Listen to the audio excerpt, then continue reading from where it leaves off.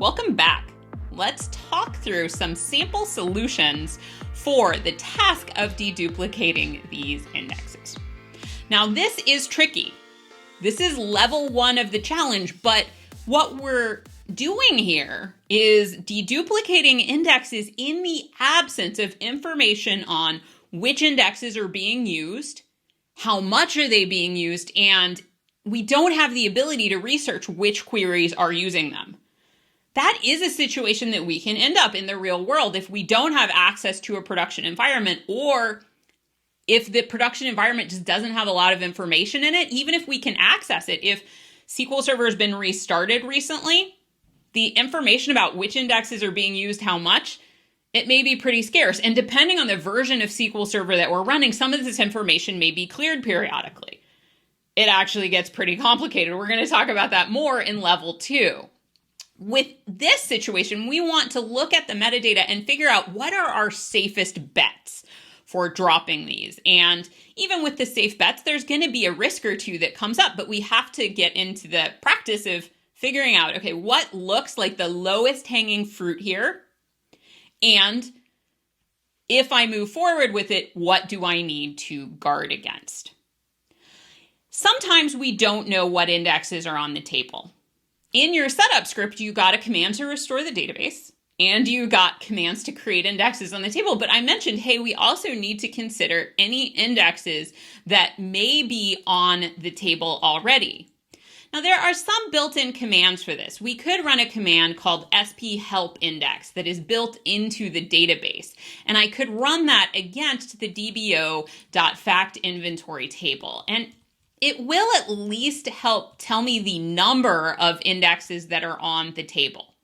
I'm in Contoso Retail DW. If I run sphelpindex, the problem is this command is really, really old-fashioned, and it only tells us very limited information. We get the index name, we get a basic description. Is it clustered or non-clustered? Does it enforce uniqueness? What file group is it on? I mean, that's not bad, but here's where the problems really start.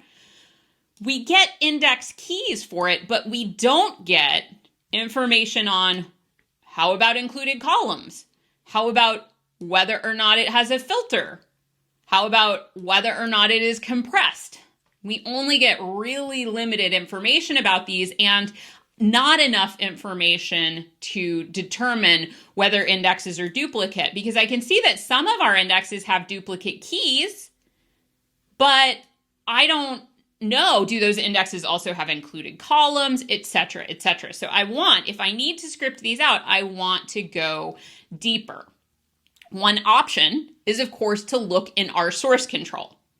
Hopefully we have our index and table definitions checked into source control. If we don't, we may need to script them out to start that process along. But there's a gotcha just looking at source control too. Sometimes source control gets out of sync with the production database, especially in the area of indexes. And that is because we can have changes happen on the fly to our indexes in production in response to a problem. Now, whether or not this is allowed varies from environment to environment, but it is fairly common for, we've got an incident, let's change an index or create an index to solve this problem. Maybe it's developers doing this, maybe it's DBAs, maybe they're working together. And that loop of, okay, now we solve this problem here, let's get that change we made in this high priority instance, let's get it checked back into source control and deployed to all our environments. The end of that loop doesn't always happen. If the end of that loop doesn't always happen in your environment, it's good to figure out a process by which to fix it. So some environments I've worked in, for example, have regular use of tools that allow us to extract the metadata from the production environment and compare the schema with development environments. There are lots of vendor tools that can help make this an easier process to make sure that we're still in sync.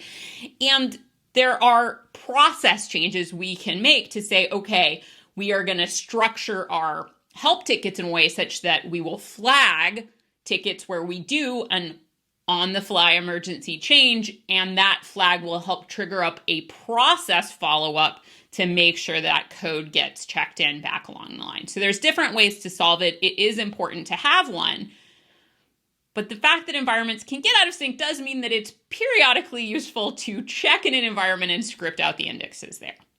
There's a couple ways to do this. If you would like to do this using SQL Server Management Studio, one important thing to look at is the settings that you use when scripting out indexes, because there are a couple things that it doesn't show you by default that I think are worth enabling. So you want to go to Tools and then Options. And then once we're in our Options pane, you want to scroll down on the left side. So we're in our Options pane here, and I'm going down. I've expanded SQL Server Object Explorer, and you want to look at the options you have for scripting out things with Object Explorer. Now, there may be some things that it does by default that you don't want it to do. For example, you may not want it to put a use database command in there. That's fine. So you can go through all of these and just say, what is it set to true that I want to set to false, as well as items that it doesn't do that you want to turn on. So one of the things that I like to always turn on, this defaults to false, but I have changed it, is script data compression options. If indexes are using page compression, heck, I want to know. If indexes are using row compression, I want to know. I used to think that it wasn't possible for it to script out the data compression options. I used to think it was kind of a bug or a flaw. And then Adam Mechanic tweeted on Twitter, hey, no, I said something about it on Twitter. And he was like, oh, actually, you can change that. And he showed me where it was, and it was like the rainbows and unicorns. Wow! Another one that I like to change is farther down under Table and View options. I like to change it to script partition schemes. This also defaults to false. I like to set this to true. If an index is partitioned, if it's created on a partition scheme, I would like to script that out, and I would like to know that, because I don't want my indexes partitioned in some environments and not partitioned in others. So I like to have that be very explicit in the index creation command. So there's lots more in here that you may want to consider. Those are the two that I particularly like to make sure that I have changed. Now, I already had those enabled, so I went ahead and clicked cancel. For this table, let's say I want to script out indexes on the fact inventory table. Well, I've got a few of them in Object Explorer. But in the Object Explorer tool itself, even if I hold down the Shift key, I can only select one at a time. So I can script out individual indexes here. But if I want to script them all out, I want to highlight this indexes folder and view Object Explorer details. This is the friend of Object Explorer, and it does let us select multiple items in it. You could also use F7 to open up that pane. Now that I have Object Explorer details over here, I can highlight one, I can hold down Shift, I can select them all, and then say right-click and script index as create to a new query window. It will honor the Object Explorer scripting rules I have set. So I can see, for instance, here is the clustered primary key for the table. Our table already has a clustered index on it. The clustered index is also the primary key. It is on a single column, which is inventory key. And interestingly, now that I've changed those properties, I can see that, in fact, my clustered index is using page compression, which may be useful for me to know. It is on the primary file group. This table isn't partitioned, so it's saying, oh, this is on a file group. It's not on a partition scheme. Very, very useful sometimes to be able to script out these indexes here. And if we compare this to the list of indexes that we created in our setup script, in fact, the only index that existed on the table already is that clustered primary key on inventory key.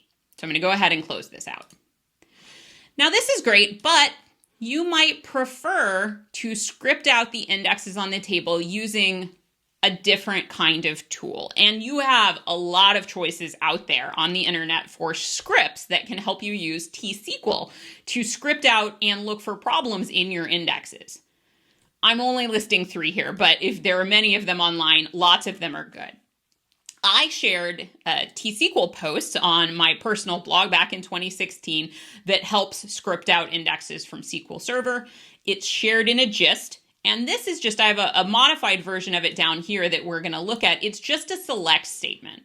You don't have to install any stored procedures here. So if installing procedures is a big deal in your environment and you aren't allowed to, but you are allowed to run and edit SQL scripts, you could use this script, you could modify it to your own purposes. And IntelliSense is angry, so I'm just gonna turn it off just to calm it down real fast.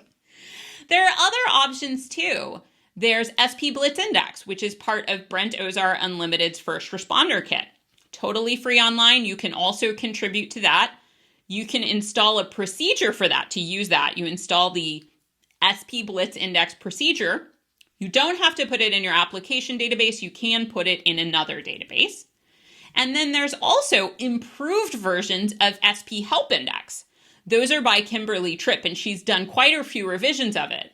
I mentioned that the built-in SP Help Index, it has a lot of problems. Well, Kimberly has addressed those and has made it much, much smarter. So whichever way, all of these tools are going to present the information in a different way. So there's a little bit of a learning curve to figure out what is it showing me and how is it explaining things, because everyone has their different take on how to capture this. So we're just going to use this very simple SQL script. You can see how simple it is, right? We're looking at a lot of metadata here, so it does get a little involved in the query here. Let's go ahead and run the query.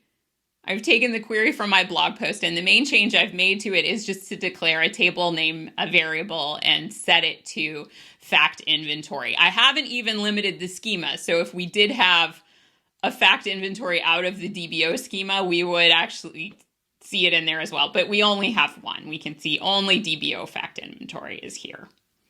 This reports 10 indexes. One of them is the clustered index itself. This top row here is index ID 1. If a table has a clustered index, it will always have index ID 1. And there can only be one of them because it is the table itself. Our table itself has all of the columns ordered by inventory key.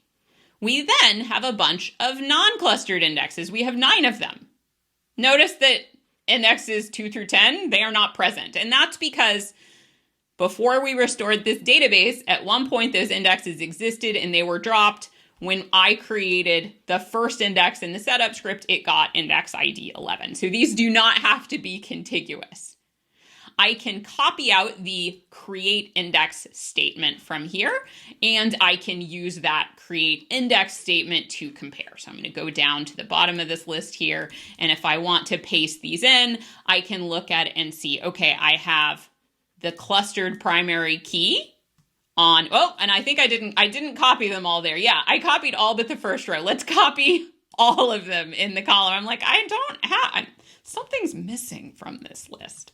Let's look at that there. Now we have the clustered primary key. This is implemented as a constraint, but it is still an index. It is the index that orders the table itself. And then we have multiple non-clustered indexes. This script does tell me about data compression. It will do some of the basics like scripting out compression as well. If there are some properties it doesn't do that you want, you can branch or fork, whichever the right term is for GitHub, that gist I have and modify it to your heart's content, or you can just copy it out on your own and modify it to your heart's content as well. Now, I already have down below this some notes on all of the indexes on the table. So I'm going to reset my script there and get it back to the saved